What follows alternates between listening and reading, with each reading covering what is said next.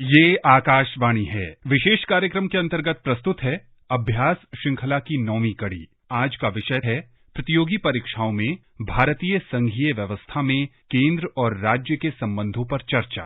इसमें भाग ले रहे हैं नई दिल्ली जवाहरलाल नेहरू विश्वविद्यालय में राजनीति विज्ञान के विभागाध्यक्ष प्रोफेसर नरेंद्र कुमार। कार्यक्रम का संचालन कर रही हैं आकाशवाणी संवाददाता विनीता ठाकुर। नमस्कार। अभ्यास कार्यक्रम के साथ हम फिर हाजिर हैं। एक ऐसा कार्यक्रम जिससे परीक्षार्थियों को न सिर्फ विभिन्न सेगमेंट्स के जरिए जानकारी मिलती है, बल्कि उन्हें व्हाट्सएप और ईमेल के भेजे प्रश्नों के उत्तर भी एक्सपर्ट द्वारा हर शनिवार रात 9:30 बजे दी जाती है। इस बार का विषय है Indian polity, centre state relations. और स्टूडियो में आ चुके हैं जवाहरलाल नेहरू यूनिवर्सिटी के प्रोफेसर नरेंद्र कुमार। आपका सर बहुत बहुत स्वागत है। धन्यवाद। विद्यार्थियों को अपने भेजे प्रश्नों का तो इंतजार रहता ही है, लेकिन एक बहुत ही इंपॉर्टेंट सेगमेंट है एक्सप्लेनर सेगमेंट। तो आइए उसको सुनते हैं, फिर मुखातिब होंगे अपने दोस्तों से।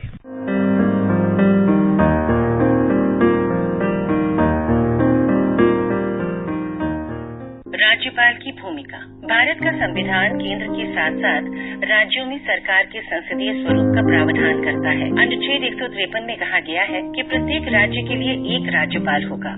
राज्यपाल की नियुक्ति राष्ट्रपति करता है। राज्यपाल की दोहरी भूमिका होती है। सबसे पहले वो अपने मंत्री परिषद की सलाह से बंधे हुए राज्य का संवैधानिक प्रमुख होता है, और दूसरी बात वो केंद्र सरकार और राज्य सरकार के बीच एक महत्वपूर्ण कड़ी के रूप में भी कार्य करता है और केंद्र सरकार के प्रतिनिधि के रूप में कार्य करता है। राज्यपाल की विवेकाधीन शक्तियों के तहत वो राज्य की गतिविधियों पर केंद्र को एक रिपोर्ट प्रस्तुत कर सकता है। ये अनुच्छेद 356 को लागू करने के लिए राष्ट्रपति को केंद्रीय कैबिनेट की सिफारिशों का आधार बनता है, जिसे राष्ट्रपति शासन भी कहा जाता है। आपात स्थिति में राज्यपाल मंत्री परिषद की सलाह को रद्द कर सकता है और ऐसी स्थितियों में राज्यपाल राष्ट्रपति के एजेंट के रूप में कार्य करता है और राज्य का सच्चा शासक बन जाता है। राज्य के राज्यपाल कार्यकारी, विधायी, वित्तीय और न्यायिक शक्तियों का प्रयोग करते हैं। इसके अलावा राज्यपाल को संविधान के तहत दी गई कुछ विवेकाधीन शक्तियां भी प्राप्त हैं। संविधान में राज्यपाल की शक्तियों के प्रयोग के लिए कोई दिशा निर्देश नहीं है, जिसमें सीएम की नियुक्ति या विधानसभा को भंग करना शामिल है। साथ ही इस बात की भी कोई सीमा नहीं है कि राज्यपाल किसी विधेयक पर सहमति कितने समय तक रोक सकता है। राज्यपालों के कार्यालय की परिकल्पना एक गैर राजनीतिक प्रमुख के रूप में की जाती है। उसे किसी भी राजनीतिक विचारधारा या केंद्र सरकार के प्रभाव से खुद को जोड़ने से बचना चाहिए और लोकतंत्र के सुचारू कामकाज को सुनिश्चित करने के लिए निष्पक्षता के गुण को बरकरार रखा जाना चाहिए।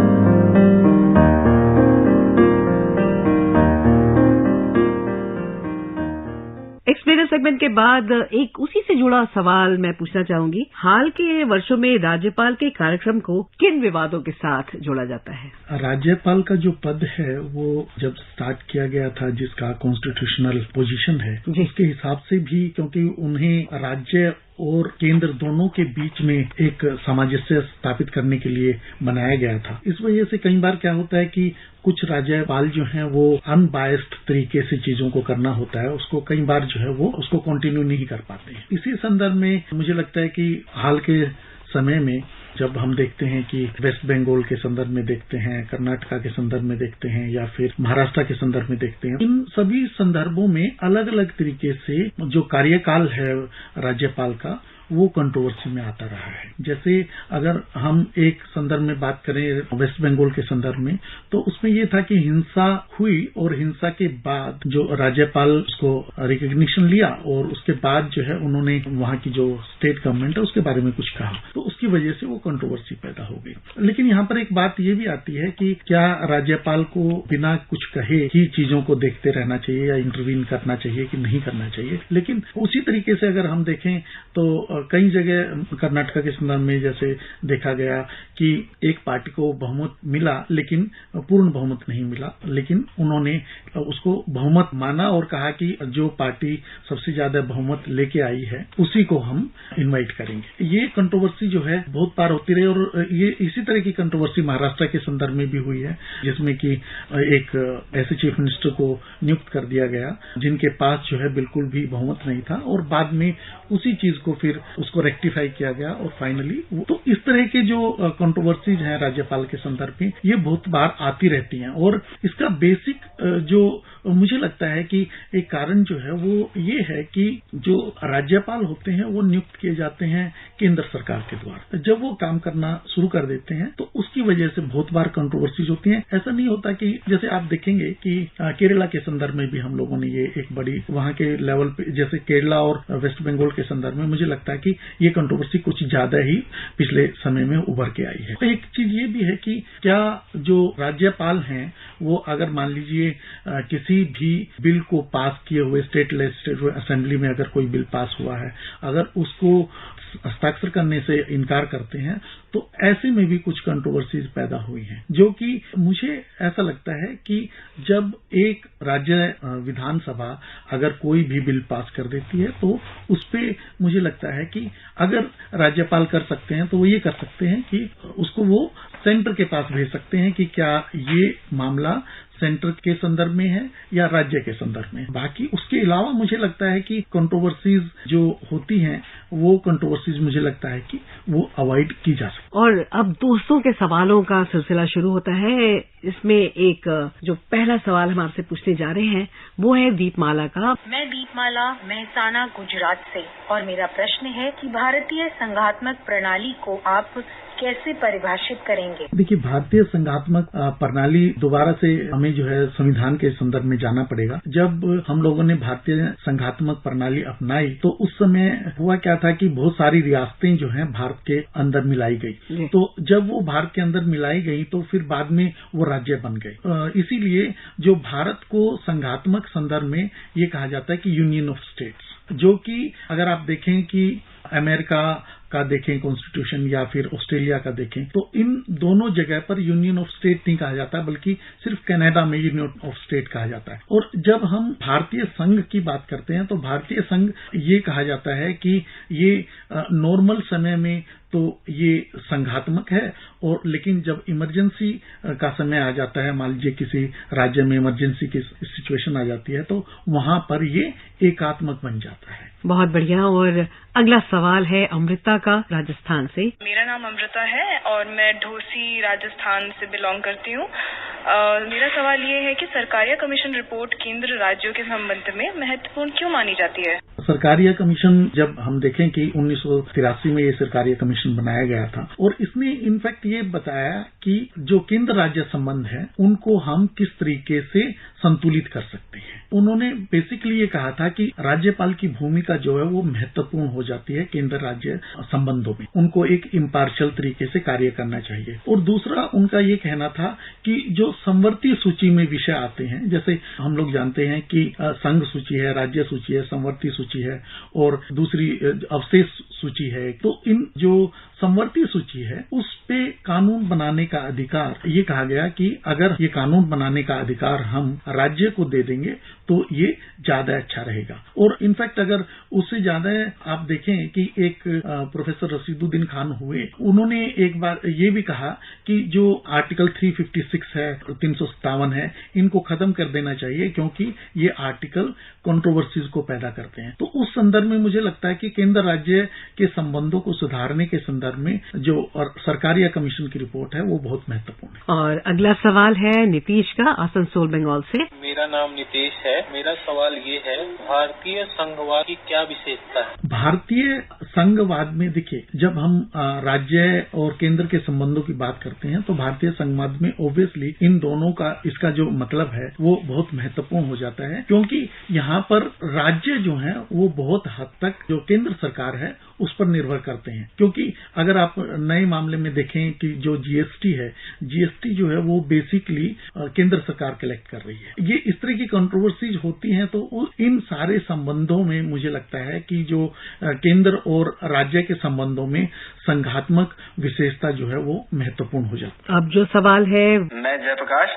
आगरा से हूँ। मेरा सवाल है रिजर्व और स्टॉक में क्या अंतर है? रिजर्व और स्टॉक में देखिए, स्टॉक इनफैक्ट एक तरीके से एक बड़ा स्टोरेज माना जाए। मान लीजिए कि जो भी हम चीज लाते हैं तो हम उसके एक स्टोरेज कर देते हैं, तो that is a kind of वो स्टॉक हो गया।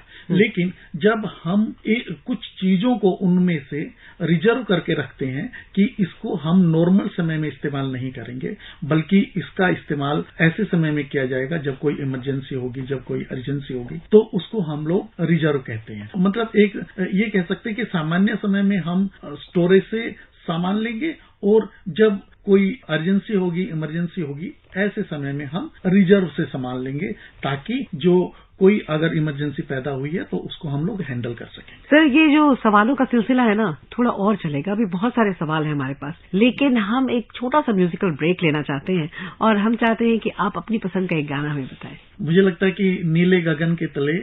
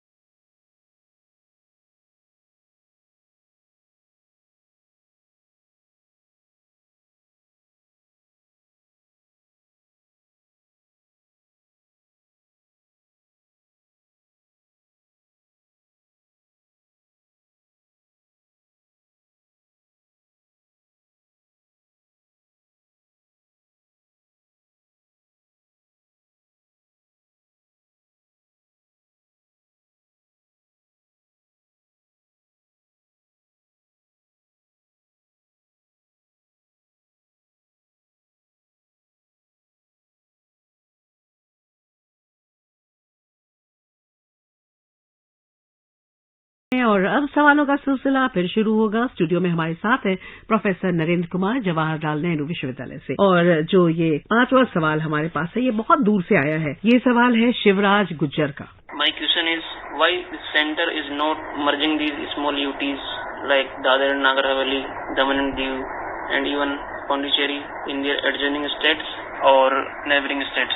And was there any demand from these UTs or states to be merged with them. केंद्र दादरा और नगर हवेली और दमन और दीव में पौंडीचेरी जैसे केंद्र शासित प्रदेशों को उनके आसपास के राज्यों में विलय क्यों नहीं कर रहा है, यहाँ तक कि ये केंद्र शासित प्रदेश आकार में इतने छोटे हैं और अधिकांश राज्य की सीमाओं के भीतर है। जब केंद्र शासित प्रदेश बनाए गए थे और राज्य बनाए गए थे, उसमें ये मतलब एक स्पेसिफिक प्रोविजन रखा गया था कि ये हो सकता है कि सभी जो एरियाज हैं, रीजन्स हैं, उनको हम एक राज्य नहीं बना सकते हैं या राज्य में मिला नहीं सकते। जैसे आप देखेंगे चंडीगढ़ का एग्जाम्पल देखेंगे या दिल्ली का भी एग्जाम्पल देखेंगे, ये दोनों जो है पॉलिटिकल और एडमिनिस्ट्रेटिव कारणों से इनको एक पूर्ण राज्य का दर्जा नहीं दिया गया या राज्य नहीं बनाया। और इसी तरीके से जब हम देखते हैं दादरा नगर हवेली को देखते हैं, ये एक्चुअली ये कल्चरल रीजन्स हैं। इनफैक्ट क्या है कि पौंडीचेरी, दादरा नगर हवेली ये पोर्तुगीज के अंडर रहे हैं। पोर्तुगीज के अंडर रहने की वजह से इनकी एक अलग टाइप की कल्चर है।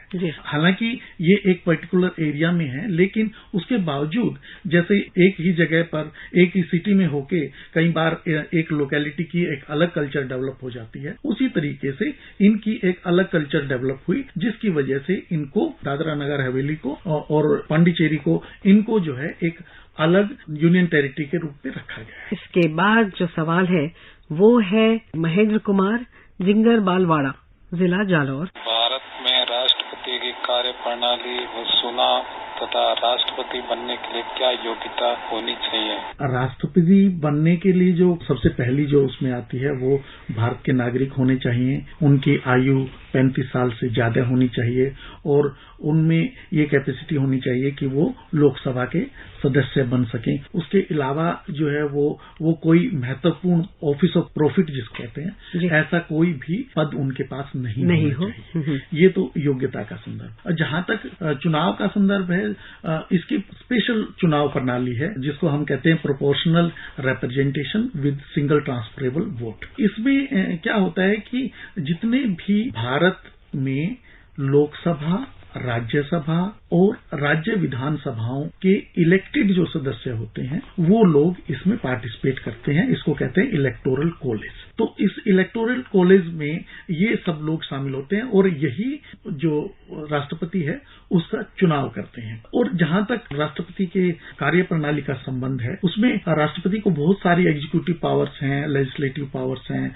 और जिसमें कि एक हम जानते हैं कि जब भी लोकसभा का नया सत्र शुरू होता है उसमें जो राष्ट्रपति है उनके अभिभाषण से शुरू होता है। और उसके अलावा उनके पास जैसे हम जानते हैं कि 3 प्रकार की इमरजेंसी पावर्स हैं, वो भी राष्ट्रपति के पास होती हैं। इसके अलावा जो है बहुत सारे ऐसे मामले होते हैं जिनके संदर्भ में राष्ट्रपति को विशेषाधिकार भी प्राप्त होते हैं। जैसे मान लीजिए जो चीफ जस्टिस ऑफ इंडिया उनको नियुक्त करना है, विभिन्न न्यायाधीशों को नियुक्त करना है हाई कोर्ट्स में, ये सब कार्य जो है वो राष्ट्रपति के अंदर। अब हमारा अगला सवाल। मैं शाहरुख हसन, मुंबई माहिम से। मेरा आपसे सवाल है कि भारत की संचित निधि क्या है और भारत की आकस्मिकता निधि क्या है? भारत की जो संचित निधि है वो आर्टिकल 266 जो भारत का संविधान है उसमें आती है। और जो संचित निधि है उसमें जो डायरेक्ट टैक्स, इनडायरेक्ट टैक्स और जो भी लोन जो सरकार लेती है कहीं से भी, वो सारा और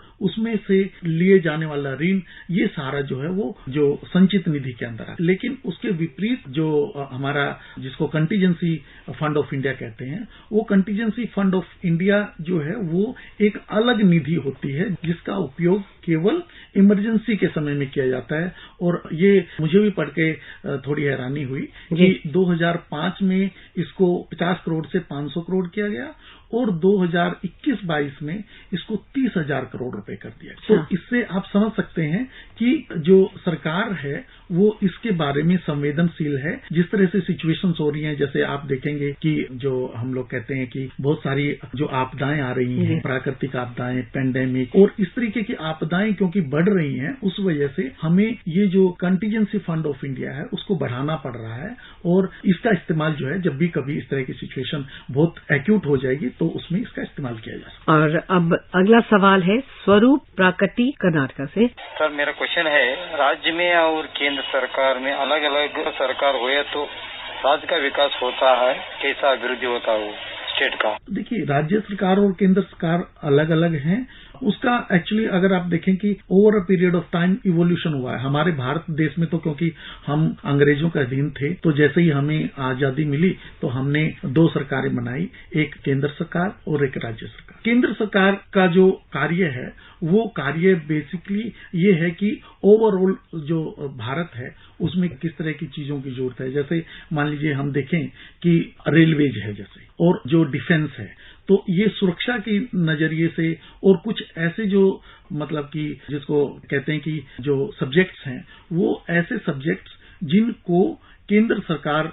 को हैंडल करना है वो केंद्र सरकार के पास होते हैं, और राज्य सरकारों को कुछ ऐसे काम दिए जाते हैं क्योंकि सारे के सारे कार्य जो हैं वो केंद्र सरकार नहीं कर सकती है। जैसे बहुत सारी जगह क्या होता है कि जो केंद्र सरकार होती है और लोकल यूनिट्स होती हैं, लेकिन हमारे देश में न केवल केंद्र सरकार है, हमारे यहाँ राज्य सरकारें भी है और उसके नीचे फिर डिसेंट्रलाइजेशन ऑफ पावर भी। तो इसकी वजह से हमारे यहाँ 3 लेवल हैं, लेकिन जो राज्य सरकारें हैं उनका अपना दायित्व है और जो केंद्र सरकार है उनका अपना अलग दायित्व है। वो अपने अपने क्षेत्रों में अपने अपने तरीके से कार्य करती हैं और बहुत सारे ऐसे भी कार्य हैं जो वो मिलजुल कर करती हैं।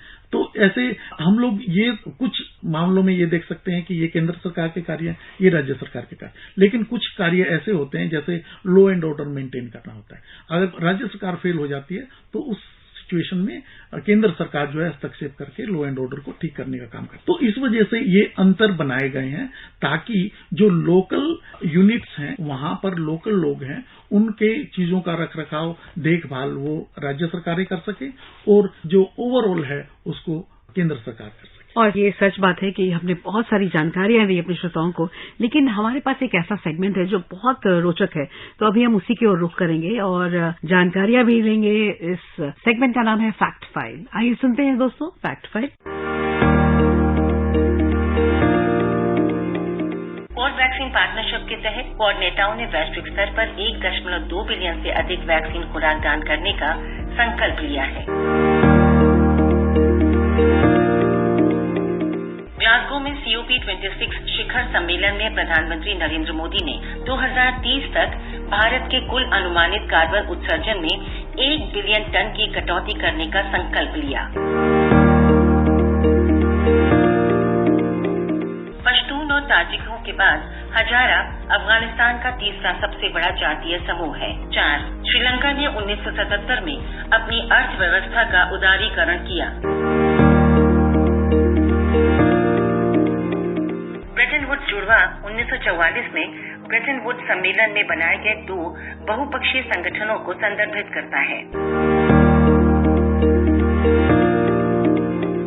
विश्व बैंक और अंतर्राष्ट्रीय मुद्रा कोष IMF को ब्रेटन वुड्स ट्विन्स कहा जाता है। निरस्तीकरण सम्मेलन अंतर्राष्ट्रीय समुदाय का एकल बहुपक्षीय निरस्तीकरण वार्ता मंच है। जिनेवा में संयुक्त राष्ट्र कार्यालय UNOG ऐतिहासिक पोलिस डेस्टिनेशंस में स्थित है। न्यूयॉर्क में संयुक्त राष्ट्र मुख्यालय के बाद दूसरा सबसे बड़ा संयुक्त राष्ट्र केंद्र है। भारत ने 1 जनवरी 2021 को संयुक्त राष्ट्र सुरक्षा परिषद UNSC में एक अस्थायी सदस्य के रूप में अपना 2 साल का कार्यकाल शुरू किया। भारत 2007 में संयुक्त राष्ट्र शांति मिशन में एक महिला दल को तैनात करने वाला पहला देश बन गया। दोस्तों अभी आप सुन रहे हैं कार्यक्रम अभ्यास और इसमें आप 9289094044 पर हमें व्हाट्सएप कर सकते हैं, अपने ऑडियो मैसेजेस और सवाल पूछ सकते हैं और साथ ही आप हमें ईमेल भी कर सकते हैं abhyas.news@gmail.com पर और हमारे स्टूडियो में एक्सपर्ट आपके सवालों का देंगे जवाब। आज का विषय Indian polity centre state relations पर आपके सवालों के जवाब देने के लिए हमारे स्टूडियो में प्रोफेसर नरेंद्र कुमार हैं और हम लेंगे अगला सवाल। अगला सवाल बहुत दूर से आया है कोट्टायम से और सवाल पूछ रही हैं चारुलता। मैं कोट्टायम केरला से बोल रही हूँ। मेरा नाम चारुलता है। मेरा सवाल आपसे ये है कि केंद्र और राज्य के संबंध के भविष्य को कैसे देखा जाना चाहिए? जिस तरह से आप देखेंगे कि पिछले 1950 से लेकर ये कहिए कि 2022 तक जिस तरह से केंद्र राज्य के संबंध हुए हैं, केंद्र राज्यों के संबंधों में काफी कंट्रोवर्सीज हुई हैं बीच बीच में, और अब जैसे जैसे हम देख रहे हैं कि जैसे आप अगर ये देखें कि केंद्र और राज्यों के संदर्भ में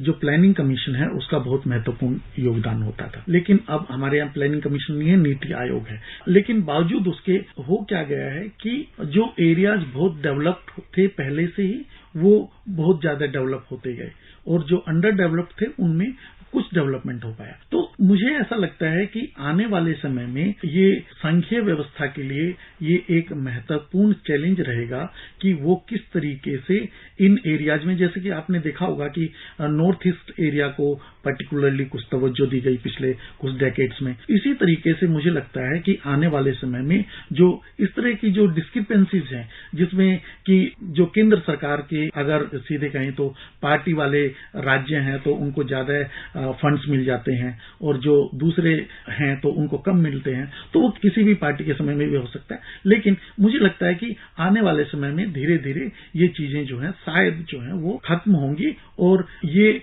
जो इम्बैलेंस होता था शायद वो धीरे धीरे कम हो जाएगा। मुझे लगता है कि मैं केंद्र राज्य संबंध में इसको इस तरीके से देखता हूं। दूसरा ये भी हो सकता है जिस तरह से पूरे संसार में चल रहा है कि जो सेंट्रलाइजेशन ऑफ पावर है वो बहुत ज्यादा बढ़ रहा है, तो अगर एक तरीके से ये भी देखा जा सकता है कि बहुत ज्यादा सेंट्रलाइजेशन ऑफ पावर हो जाए जिसमें कि केंद्र सरकार जो है वो एक तरीके से निरंकुश होने के कगार पर भी हो जाए, तो वो एक भी कई बार जो है दिखाई देता है। लेकिन मुझे लगता है कि जिस तरीके से ज्यादातर समय में हम एक बैलेंस बना पाए हैं पूरे देश के अंदर, वो बैलेंस जो है शायद बन के रहेगा। और अब हम अपने साथियों को फोर्थकमिंग एग्जाम्स के बारे में जानकारी दे दें। संघ लोक सेवा आयोग 5/6/2022 को सिविल सेवा प्रारंभिक परीक्षा 2022 और भारतीय वन सेवा प्रारंभिक परीक्षा 2022 आयोजित करेगा। उत्तर प्रदेश लोक सेवा आयोग सहायक इंजीनियरिंग UPPSC-E परीक्षा 29 मई 2022 को आयोजित की जाएगी। बिहार लोक सेवा आयोग 31 मई को BPSC हेडमास्टर प्रारंभिक परीक्षा 2022 आयोजित करेगा। दोस्तों, हमारे एक्सपर्ट से अब हम रिक्वेस्ट करेंगे कि उन्होंने तो बहुत सारे सवालों के जवाब दिए, लेकिन अब एक सवाल हमारे एक्सपर्ट पूछेंगे हमारे श्रोताओं से, तो वो सवाल क्या होगा? मुझे लगता है कि जो राज्यपाल और राष्ट्रपति है, इन दोनों की शक्तियों में किस तरीके से तुलना की जानी चाहिए, उसको किस तरीके से देखा जाना चाहिए। और अब वो घड़ी आ गई जिसका हमारे श्रोताओं को बहुत बेसब्री से इंतजार रहता है, और वो है विजेता के नाम जो पिछले अंक में सवाल आए थे उनके जवाबों। इस बार के विजेता का नाम है शांतनु। आपको बहुत बहुत मुबारक। दोस्तों, इस बार का विषय है एनवायरमेंट एंड क्लाइमेट चेंज और सवाल भेजने की अंतिम तारीख है 1 जून। आप हमें जल्द से जल्द भेजें अपने सवाल। हमारा व्हाट्सएप नंबर है 9289094044 और ईमेल आईडी abhyas.airnews@gmail.com। अपना अभ्यास रखे जारी, तभी आप एक्सेल करेंगे अपने मुकाम को हासिल करने में। प्रोफेसर नरेंद्र कुमार को यहाँ आने का, इतनी सारी अच्छी जानकारी शेयर करने का हम बहुत बहुत धन्यवाद कहेंगे और मुझे दें अनुमति। नमस्कार, शुभ रात्रि।